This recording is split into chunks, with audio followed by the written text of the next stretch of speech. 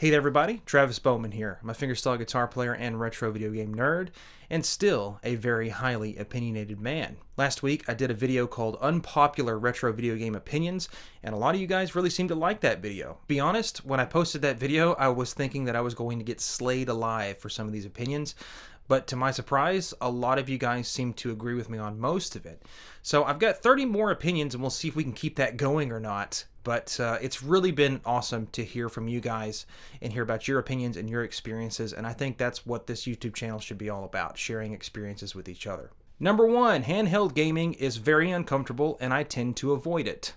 This has always kind of been the case for me. I don't know about you guys, but I mean, there are so many great handheld consoles such as the Game Boy Color, Game Boy Advance, and then you've got the DS line, all of which have some really, really great games. But these days, I don't know what it is. I don't like to play on a handheld console.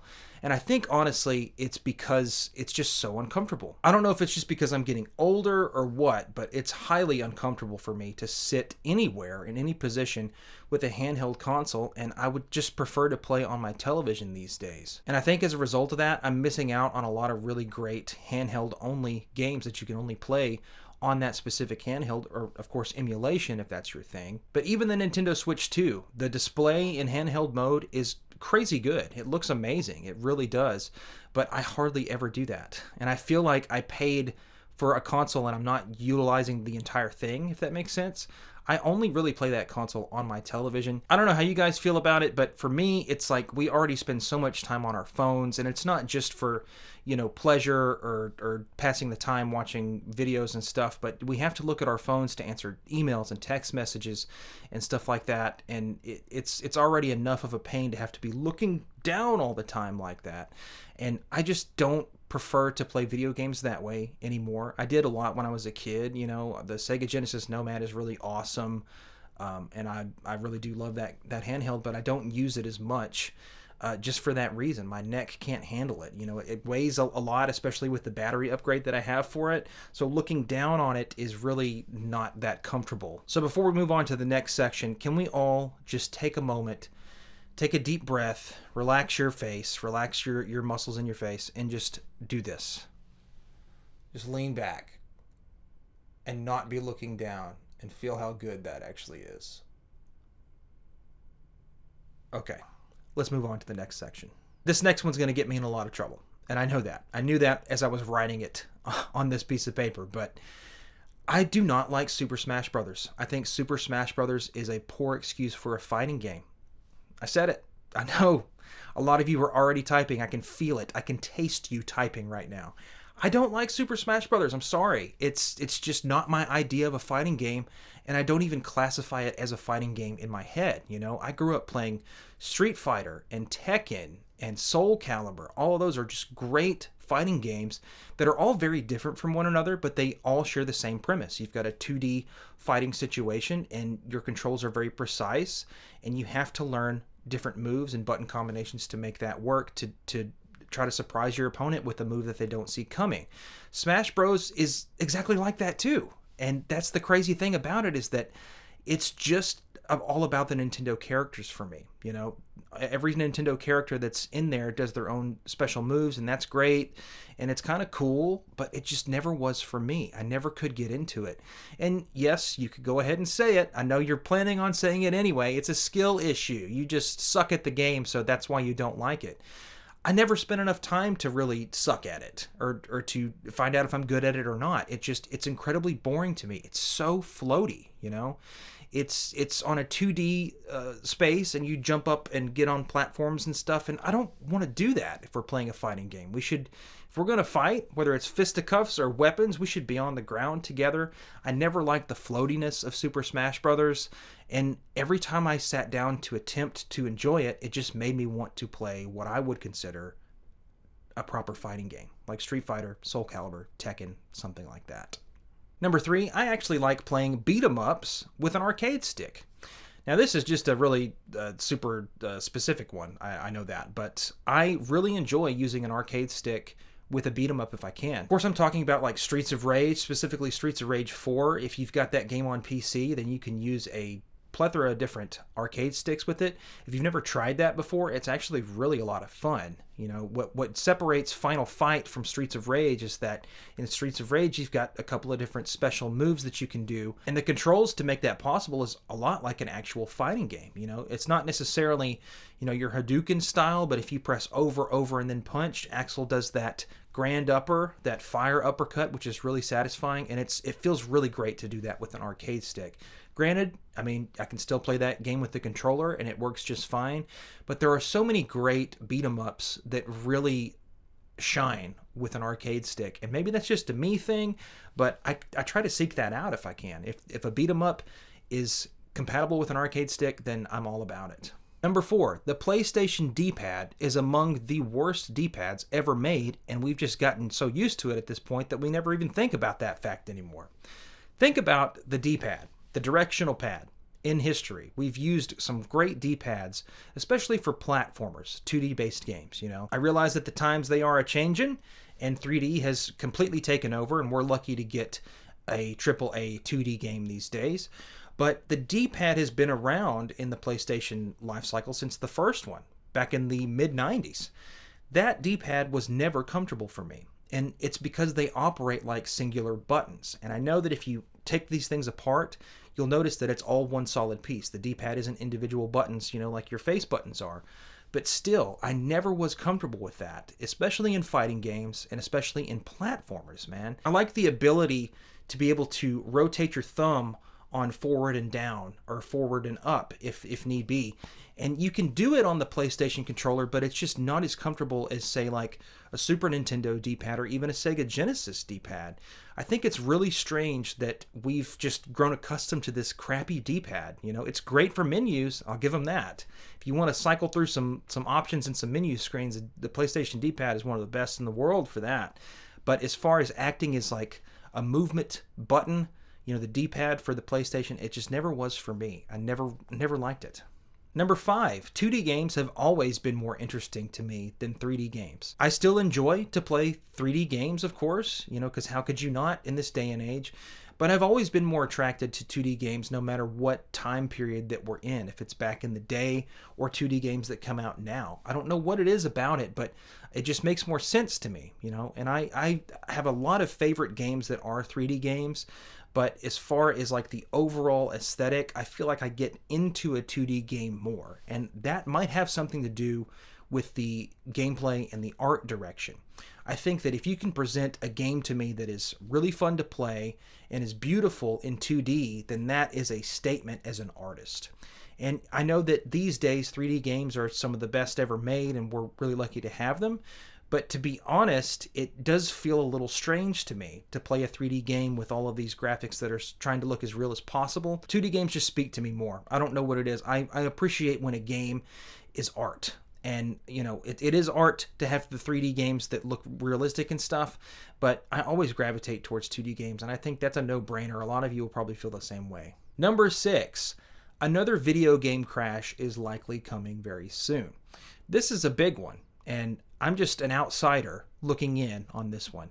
I don't have any background in economics, nor do I have any background in the video game industry. I'm just a dude that likes video games, but I enjoy video game history as well, you know? I'm basically akin to the guy that really likes Civil War history, but I am no means the Civil War historian that actually has credentials, if that makes sense. What I'm seeing, though, is the first video game crash happened pre-NES, and it was because of the Atari 2600. Basically, all the games were coming out without any filter, and anybody could make games for it, and it was just a mess. We're not seeing that. I mean, we kind of are. I don't know if you've been on the PlayStation Store or the Nintendo eShop lately, but there's just a lot of crap on there.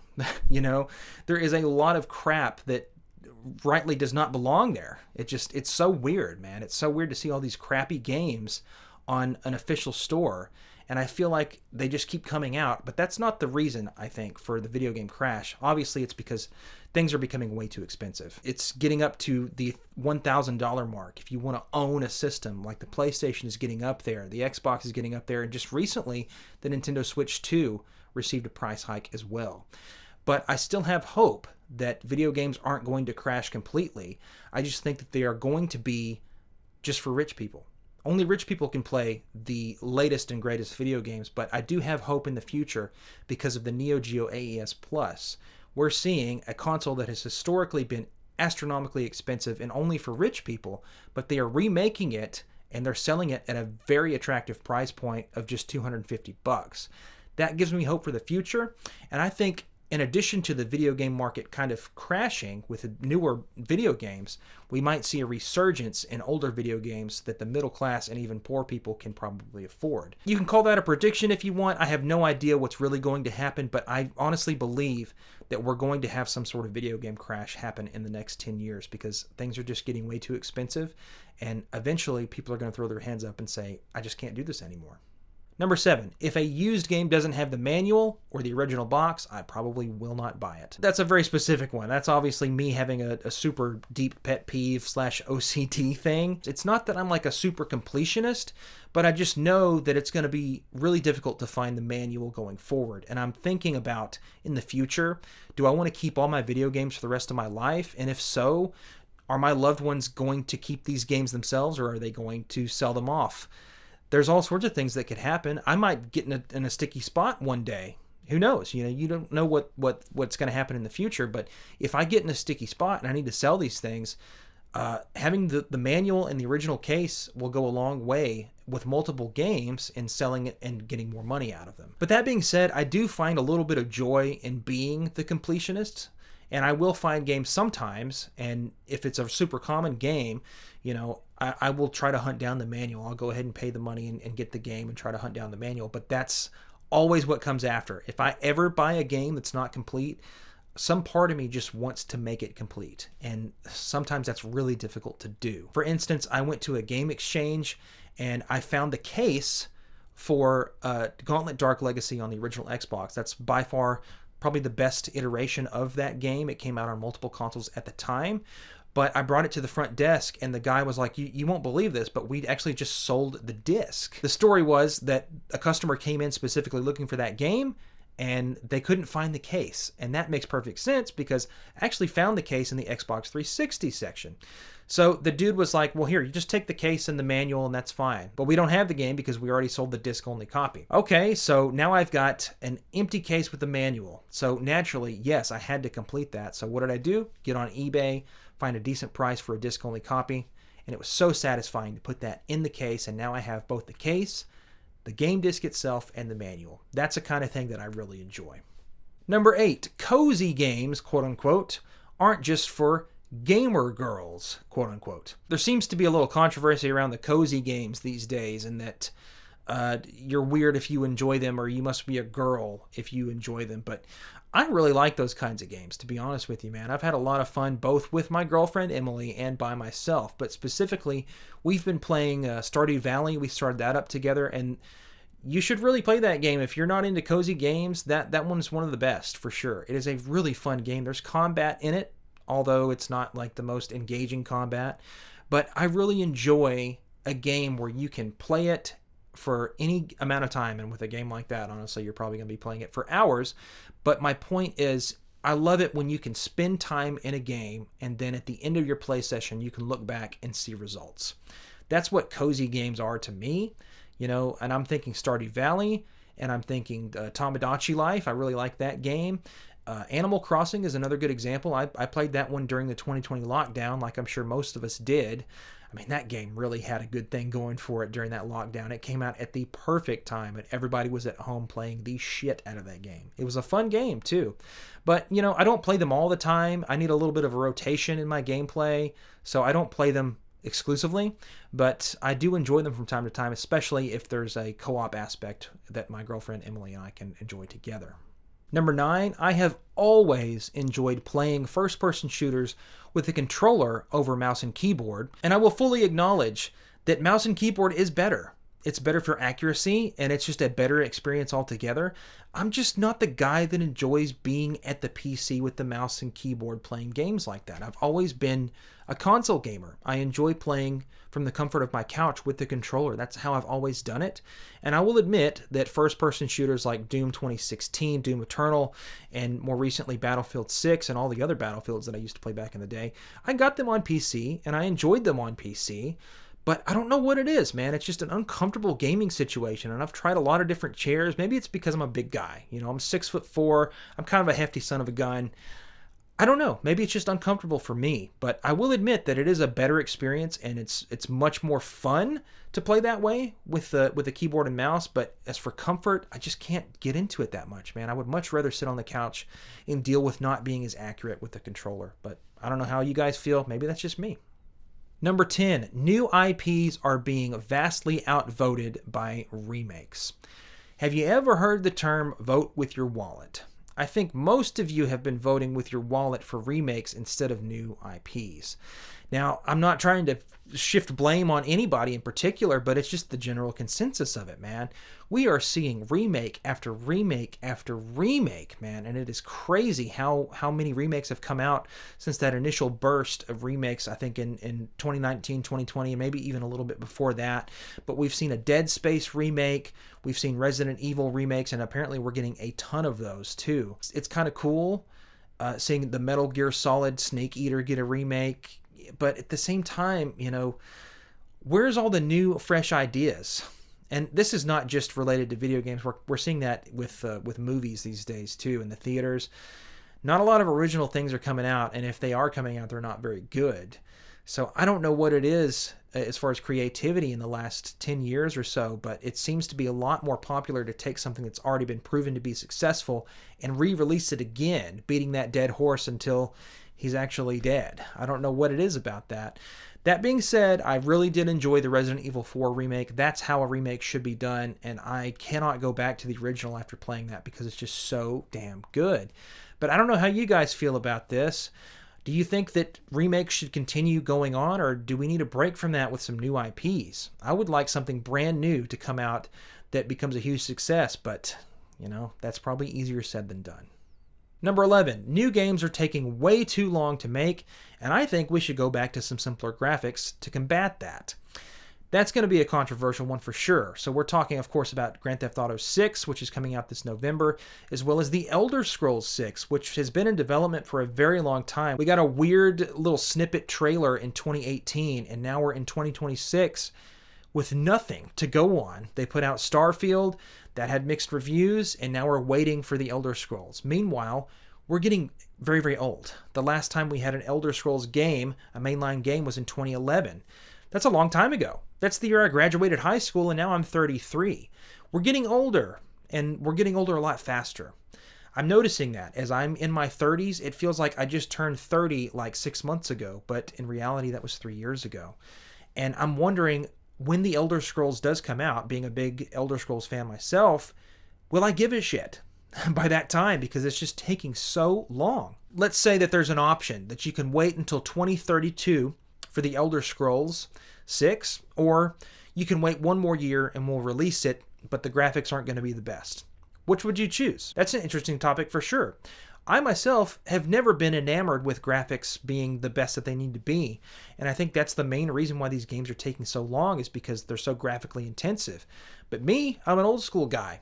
If you release a good game that has great gameplay and a decent story, and if it has a lot of replay value, odds are I'm going to buy it and play it no matter what the graphics look like. They can look like PS1 graphics for all I care.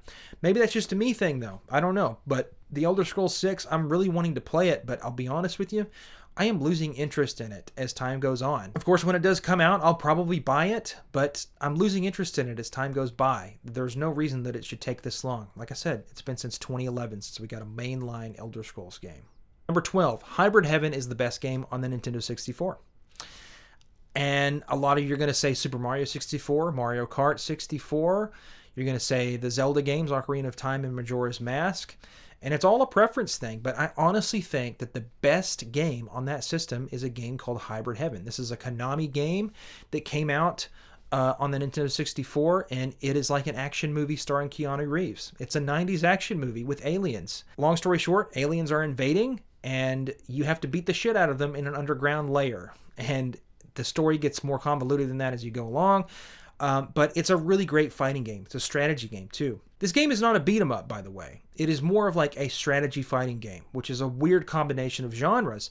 But if we look at Fighting Force on the Nintendo 64, that game runs like ass. It is very, very bad. very bad. The frame rate is awful, and it takes forever to run across the screen. So I think that they did a really smart thing with this game by making it a one-on-one fighter strategy game. You press a button and time stops and you're frozen there, and then you have all the time in the world to go through and pick which move that you want to do. There's a lot of strategy involved in this because you want to be in the right position to throw a right hook or something like that and make sure that it connects with your opponent. You can get critical hits in that game. You learn new moves as they are performed on you. And you can be all sorts of different types of fighters in that game. You can be a kickboxer, you can be just a boxer in general, or you can be a wrestler. And you can do a combination of all those things. This is my favorite game of all time just for that reason. You can go through and play through it multiple times and be a different person by the end of the game every single time.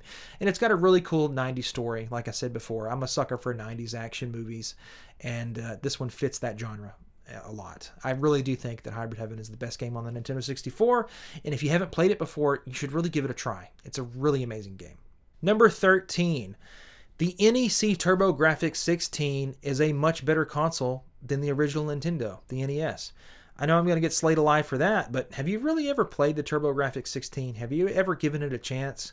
I realize that that console is a lot less accessible than the NES these days, but if you can emulate it or get your hands on a real console with an EverDrive, it's an amazing experience. That controller itself, honestly, the D-pad is not that great, but if you can get past that, the turbo switches really do make that console come alive. It's super unique to that system. And yes, I know that we've had third-party and even first-party turbo controls on Nintendo consoles and stuff in the past, but the games on that system are really unique. I've never played anything quite like it, and it's one of my favorite 2D experiences to go back and play some of those games, such as the legendary Axe and Splatterhouse, not to mention some of the other really cool ones like Ninja Spirit. That's a really great game, man. It's almost like the Neo Geo experience. You feel like you're playing a primitive arcade system at home, you know, with those turbo controls and everything. I think they did it right. It's a shame that it didn't last because there were some really great games on that console. They just made some really bad choices with the Super Graphics and then the PCFX, which ended up being kind of like a, you know, special console with some special games. Some bedroom games, if you will. I enjoy the TurboGrafx 16 a lot, and I reach for that controller a lot more than I do the NES. Number 14, I get unreasonably frustrated when controllers aren't backwards compatible. And I understand that the PlayStation 5 controller has a lot of features that the PlayStation 4 just couldn't handle.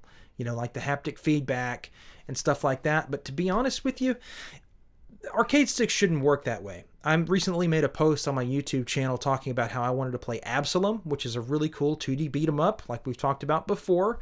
And I wanted to use my Hori Rap 4 arcade stick, which is mainly an arcade stick that's supposed to work with the PC, the PlayStation 3, and PlayStation 4. My PlayStation 5 would not allow me to play Absalom with that arcade stick, and it was a huge bummer, man. It was really a huge bummer.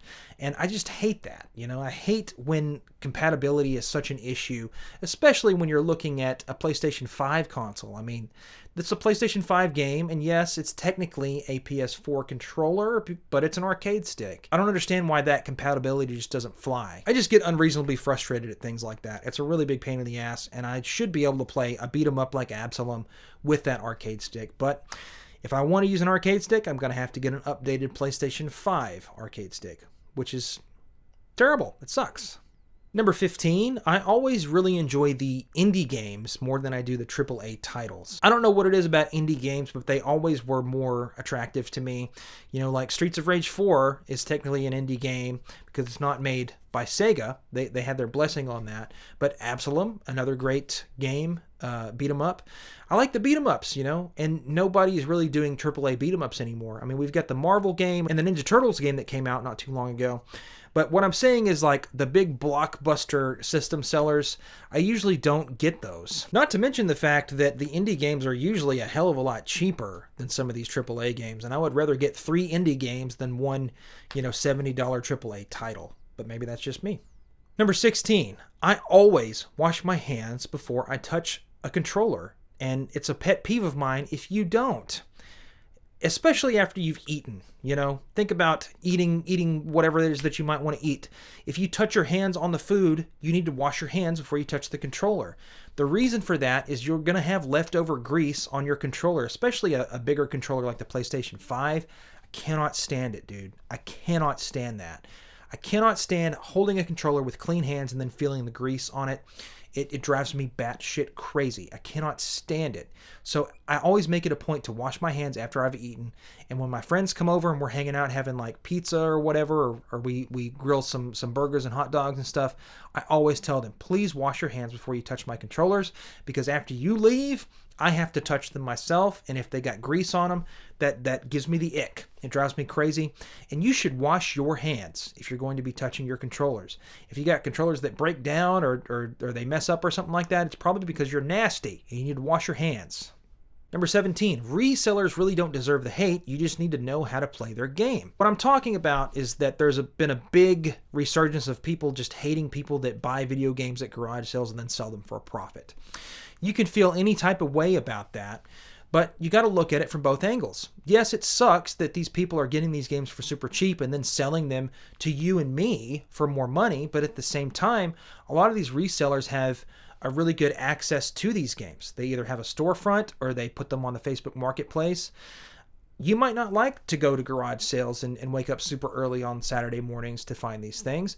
If you do, then go for it, and you might find some of these games that you can keep for a good price. But resellers are in it to make money, and it sucks that they're taking a hobby that we enjoy, like retro video games. We used to be able to find these for pretty cheap, but now it's getting harder because of the resellers. I have to say that as long as you know how to play the game, then they're good for everyone. And what I'm meaning is, you don't want to sell your video game collection to video game resellers, but buying them is often a pretty good deal. You can still find good deals on games at these retro video game stores, but you have to know what to look for, and you have to know what games are going for.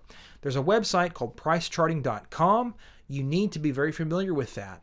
And if you're going to take some games to sell or trade, you need to know what your value is. And a lot of times that's where you get screwed. On the reselling, you'll take your games in and they'll offer you pretty much nothing for it, and then you lose a lot of money that way. But at the same time, some of their prices for the games that they're selling to you are actually pretty decent. I'll give you an example. There's a reputable video game store in Central Arkansas that I went to. I've spent a lot of money there on some decent games and peripherals and stuff, but I had a collection of N64 stuff that I wanted to trade in an attempt to raise money to get a Nintendo Switch 2 because I'm a Mario Tennis freak. There's a whole video about that if you want to learn more about that. So I used pricecharting.com to learn what the value of my stuff was. And it was right there between $1,200 and $1,300. I brought all that stuff in there. The Nintendo 64 games were complete in box. I even had the box protector to keep them nice and safe and dust-free. And they offered me $600 credit or $400 cash. $400 cash is not even enough to get a Nintendo Switch 2 console. But you see what I mean? You have to play their game, and you can't submit to them ripping you off. You can't let that happen. And you have to be patient. So I declined that offer, and they even asked me, like, well, is there a reason why you don't want to do this? And I said, absolutely. I know about price charting, and I know the value of this, and it's just simply not worth it for me to sell you this stuff, which is much more valuable at this price, and I can get a better price selling it myself. That's exactly what I did. I had to be patient, and that's the kicker. If you're impatient, that's the best way to get the deal done, is to take it to a store, take it, and sell your stuff at a loss. I didn't want to do that. Especially at a loss like that. So I waited, put it on the Facebook Marketplace, and I had my stuff sold within a month of me visiting that store. And I'm happy. The guy that bought the games are happy. And that's just all there is to it. You have to know how to play the game, and you can't be susceptible to getting ripped off. Number 18, I always enjoy playing fighting games with my friends over couch co-op style experiences.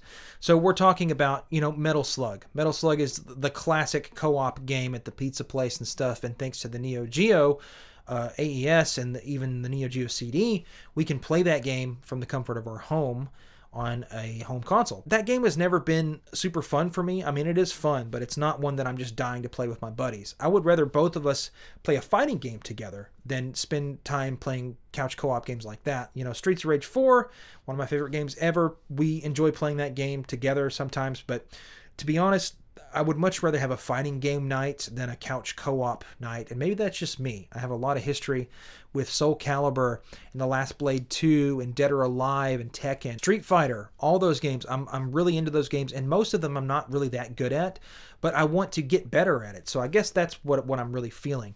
when you have a platforming co-op game or shooter like Metal Slug, you just got to kind of learn the levels. But there's so much more depth with the fighting game. There's so many moves that you can learn with each and every given character. So it's much more satisfying for me to play with a real human being instead of the computer on a fighting game, because then I learn how to use moves better, if that makes sense. If you have a real person that you're fighting against. I'm just a big fighting game fan, and I'm a competitive person, so that's a no-brainer for me. But you guys might feel a little differently. Number 19, I would much rather use a crummy wireless controller than a first-party wired controller on some of these retro consoles. I just don't have the space for it anymore. And I'm not talking about actual real estate space. I'm talking about controller wire length based on where I'm sitting on the couch and where my consoles are located. I've got a wire rack that I got from Target, and it's really tall, and I can fit almost 30 consoles on that sucker. And having to worry about controller cables and controller extensions has just become a nightmare for me, and I try to avoid it at all costs. As a result, pretty much every single one of my consoles, I think except for the TurboGrafx 16, granted I have the PC Engine variant, the Japanese version of that console, every console except for that one has a dedicated wireless controller, and I'm really happy about that. But some of these third-party controllers are better than others, but I've never really had a terrible experience with third-party controllers. A lot of you are first-party controller stans, man. You will fight all day long to say that first-party controllers are much better, and that that's the way to experience the console. And you can enjoy that yourself, but for me, I would rather have a decent wireless controller that's not the original first-party controller if it means that I can sit comfortably on my couch and not have to deal with wrapping up a controller or dealing with wires. Number 20. Shenmue is very likely never going to be a complete game series, and I've made my peace with that. That's a big controversial one for you Sega fanboys, and especially you Shenmue fanboys. A lot of people really have fond memories of the Shenmue games, and so do I. I played them when I was a kid, and they're really a lot of fun. I've completed all 3 games up to this point. We were very, very lucky to have a Kickstarter campaign to start Shenmue 3, because for the longest time we thought that game was never going to come out. But what you have to understand now is that game came out and it wasn't great, and that's no fault of Yu Suzuki. I think it has something to do with the publisher and everything like that, but that game did not end in a very satisfying way. And a lot of people did not like the new mechanic of having to constantly feed yourself, and it just seemed like your character was wasting time a lot of the time instead of, progressing the story. And I think after so many years of being left on that cliffhanger in Shenmue 2 in the cave, we really wanted to see something big happen in the story, and it just didn't happen this time. And we're right back where we were back then, man. After Shenmue 3 came out, we're waiting for Shenmue 4. So are we going to be waiting the same amount of time? Is it ever going to happen? I don't know. But I myself had made peace with the fact that it's probably not going to be a complete story, just because it's so expensive to make those games, and interest is likely waning as time goes on. Not a lot of people are still interested in that franchise. Sega seems to completely have washed their hands of that whole Shenmue thing. I don't know what's going to happen. I would love to see it happen, but I'm not really thinking about it too much anymore. I've made my peace with it. I've played and completed all 3 games, and they're great experiences. But as far as the story being complete in a video game sense, I don't think it's going to happen. Number 21, I generally avoid playing the PlayStation 2 these days just because it's incredibly ugly. And what I'm talking about is not the aesthetic of the console itself. It's fine. It's not, handsome or gorgeous, beautiful or anything like that, but I'm talking about the video quality. Historically, the PlayStation 2, especially these days, if you're playing it on a modern display, even with the best quality cables or an upscaler or something like that, it just looks terrible, especially compared to its competitors at the time, like the Dreamcast, GameCube, and original Xbox. PlayStation 2 just does not clean up very nice. It's got some really, really nasty anti-aliasing things going on. It's not beautiful. It's not gorgeous. And even on a 4K OLED with the RetroTink 4K high-quality video upscaler that costs nearly $1,000, the PlayStation 2 just does not clean up very well. Granted, I'll give you this. If you play on a CRT, then it's fine. So anytime that I'm playing the PlayStation 2, I tend to want to do it on a CRT instead of a modern display, just because it's just so ugly. It's disgusting.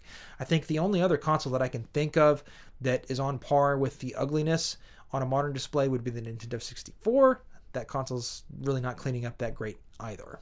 Number 22, the Nintendo GameCube has about 15 or so games that are worth playing today. This is a big one. I know a lot of you guys really don't like me talking bad about Nintendo because you feel some type of way about it. But as somebody that didn't grow up with that console and has gone back to review the history and enjoy the games on that console, I can tell you that it's mostly Mario stuff. There are some really good ones on there like Chibi Robo. I really like that game. Super Monkey Ball is one of my favorite games ever made. I love Super Monkey Ball. That game is awesome, you know. Other than that, I could take it or leave it. I mean, there's a couple of games like Custom Robo that was really fun. Cubivore is a really weird game, you know, but I'm not really there for all the Mario titles like Mario Sunshine. I didn't really get into that game very much. I did like Mario Power Tennis. It's a pretty good, decent game of Mario Tennis. It's not the best by any means, but you see what I'm saying. Like, most of the games on there were multi-platform games anyway. There was a lot of games that was on the original Xbox as well as the PlayStation 2. And some of those games are just better on the original Xbox. I know we got Sonic Adventure 2 Battle on the GameCube, which is nice, as well as the Skies of Arcadia game that came out. It was basically just a better version of the Dreamcast version, and that's great, but I don't know what it is about the GameCube, man. I really do like it. It's a really cool system, and it's got some great games on there, but there's just not a plethora of games that are on there like the PlayStation 2 or even the Dreamcast that I would go back to and play a lot. Number 23, Red Dead Revolver is a great game on the PlayStation 2, and we should have got another game in that series. And I know what you're thinking. What are you talking about, Travis? We did. We got Red Dead Redemption and then Red Dead Redemption 2. That's two sequels to that game. I don't see it that way. Those are standalone games with two different characters. What I'm talking about is the story in Red Dead Revolver was so great. It was your typical action movie. And I like that sort of thing. I want some more of that. I think we needed to see a comeback. The last time that we had a really good action genre that was consistently great and admittedly a little cheesy at times was in the 90s, and I would like to see that make a comeback. I like the character of Red Harlow in Red Dead Revolver, as well as Annie Stokes, and you've got Jack Swift, I think that was, what was his name? The English dude with the two revolvers, the dual pistols there.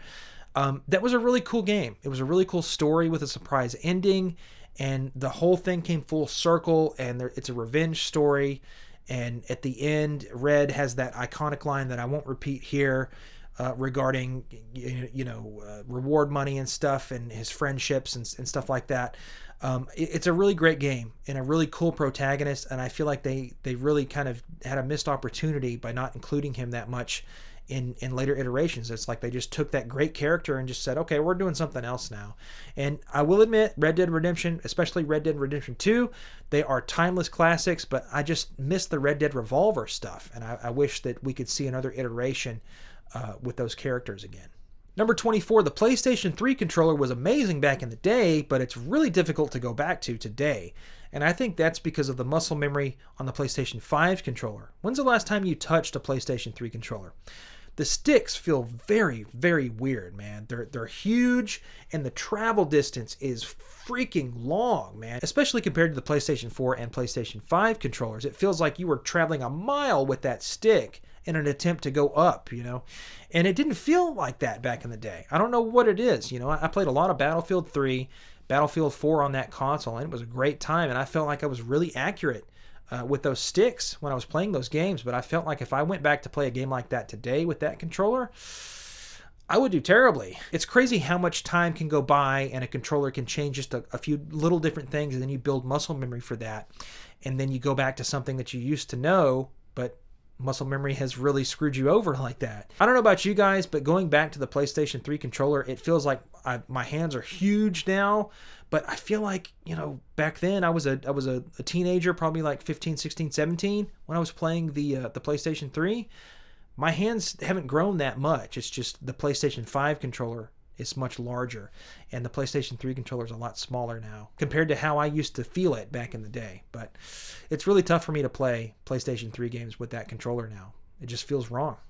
Number 25, the Facebook Marketplace is annoying, but it is still the very best way for you to buy and sell video games these days. I've got a whole video talking about the Facebook Marketplace and how to use it properly.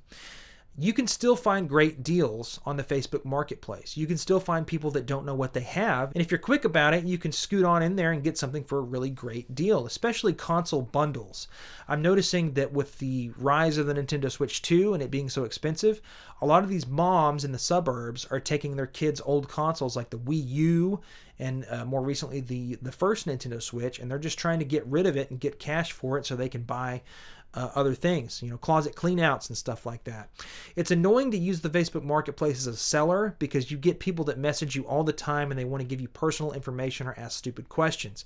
But if you have patience, you can still find and make great deals on that platform, and it's much better than Craigslist. Craigslist has been a dying thing for a long time. You guys ever get on Craigslist anymore? It's been a long time for me, but I'm on that Facebook Marketplace a little bit more than I'd like to admit. I'm on there at least once or twice a day, just seeing what I can find, and occasionally I'll find something good, but I'm also on there selling stuff too, because I've got stuff that no longer sparks joy, and what better way to get rid of that than put it on the Facebook Marketplace and try to find somebody that wants to pay you a decent amount of money for it. Number 26, video game composers are highly underrated. I think all of us could agree with this to some extent, but here's the question for you. Do you ever listen to video game soundtracks outside of the video game? I do all the time. I mean, I know I'm a strange case because I'm a guitar player, I'm a musician, and I do a lot of video game arrangements on one acoustic guitar. That's what I like to do. I've done music from Sonic the Hedgehog, as well as like weird ones like Ristar. I've done Legend of Dragoon music. I've done all sorts of like Revenge of Shinobi and Streets of Rage music on one single instrument just because it's a challenge and I enjoy that challenge and I respect the music. A lot of people don't like video game music at all, especially not outside of the game. And what's funny to me is that on my official Facebook page, I got a Travis Bowman Music Facebook page, I shared a video of me playing the Pokemon Gym Leader Battle theme.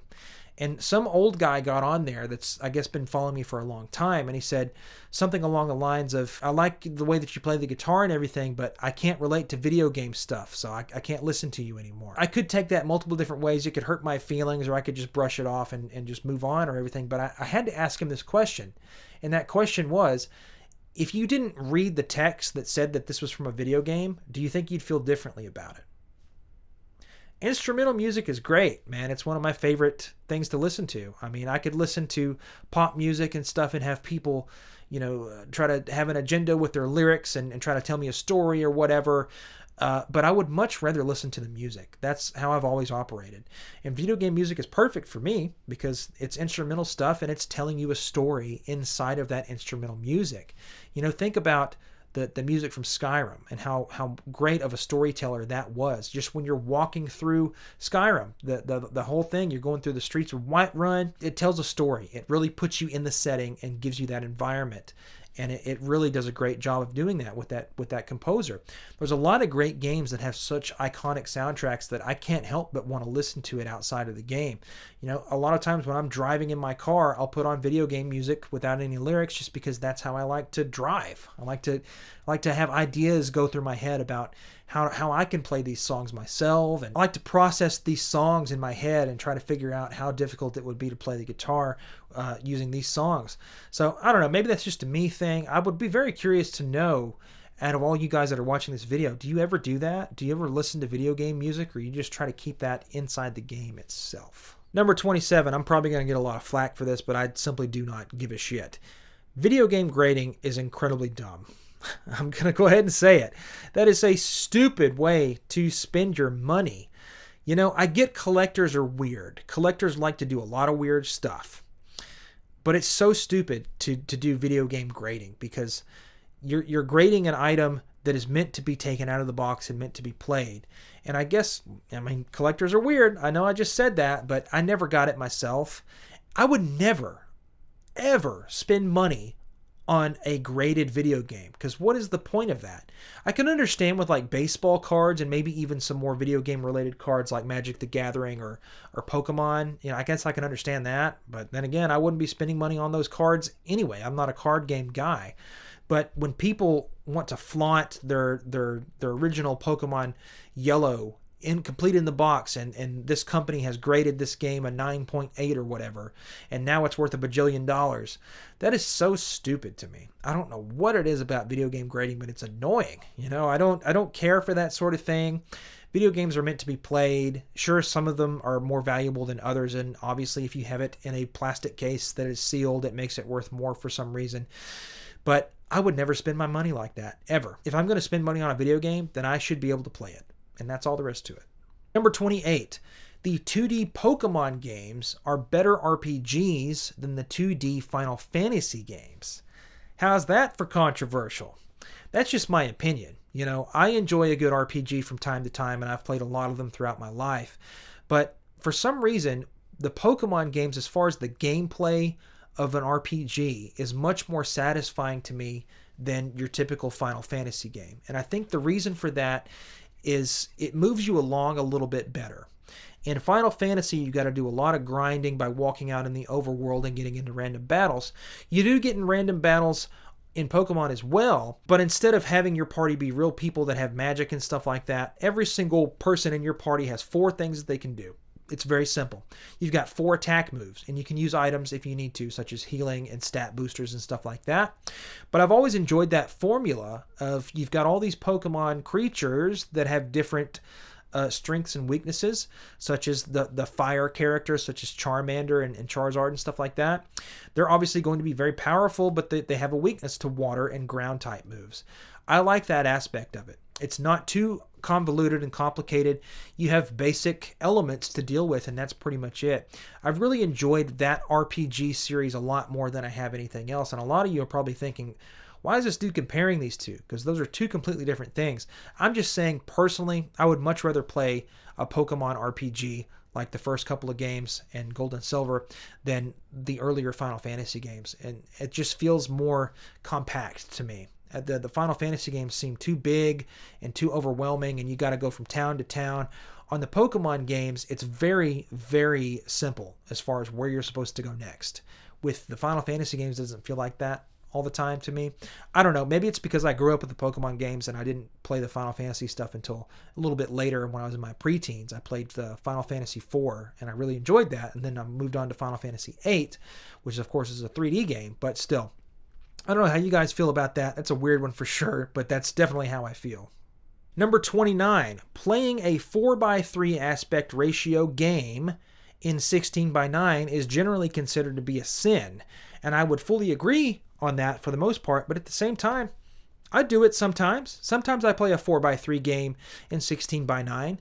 The best example of this, I think, is on the Game Boy Advance. If you want to play an original Game Boy cartridge, you can press the L and R buttons to stretch the screen to make it fill the entire screen instead of being in that smaller window like it would be on the original Game Boy or the Game Boy Color. This can be translated to games on the TV too if you've got an upscaler.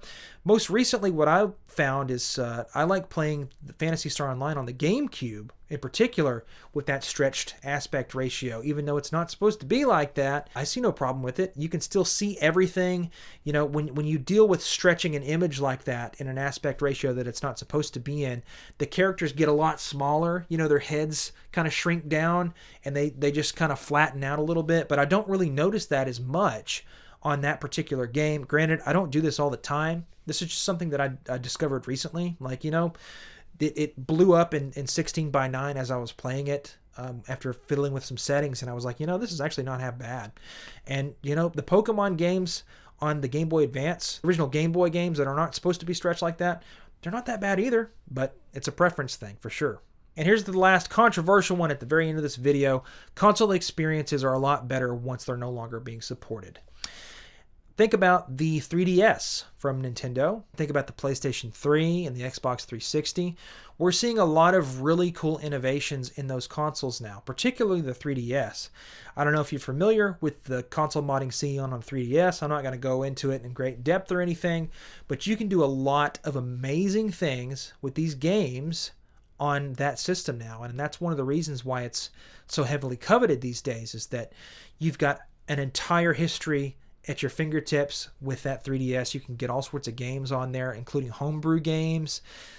You could really customize that experience on that 3DS. Not only can you play 3DS games, but you can play DS games, Game Boy Advance games.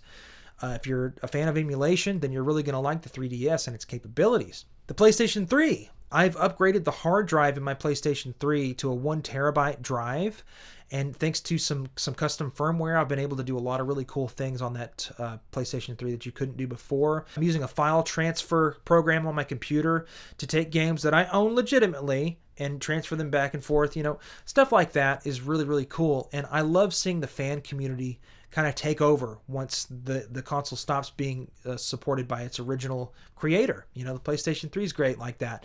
We're seeing the Xbox 360 become jailbroken at a software level instead of having to do the JTAG stuff or whatever it's called. I forget what that modding process is called. But usually if you wanted to mod an Xbox 360, you have to open the thing up and do some soldering. But somebody figured out how to do it at a soft modding level with a digital copy of a couple of different games. I think that's really cool, because before it was like this console is what it is and you can't get inside of it and do whatever you want to do with it. But it's really cool to see the fan community take over and really get inside the nitty-gritty of the console and show us what it's really, really capable of without limits. So those are 30 more opinions that I have regarding retro video games and video gaming in general, I guess. Once again, I would love to hear what you guys think about these in the comment section below. You can find the timestamps in the comments as well as the video description if you want to go through each topic and tell me how you feel about it. I really appreciate you guys watching this video as well as subscribing to my YouTube channel. If you're into retro video games, you're in the right place. I've got all sorts of reviews about consoles, console modifications, controllers, new and old, as well as a bunch of other tutorial videos and stuff like that. So if you like this video, you're probably in the right place, and I encourage you to stick around while you're here and watch some more videos. You can find those in the link in the description below. Thank you so much for watching. Thanks for subscribing, and I'll catch you guys in the very next video. Thanks very much. Bye-bye.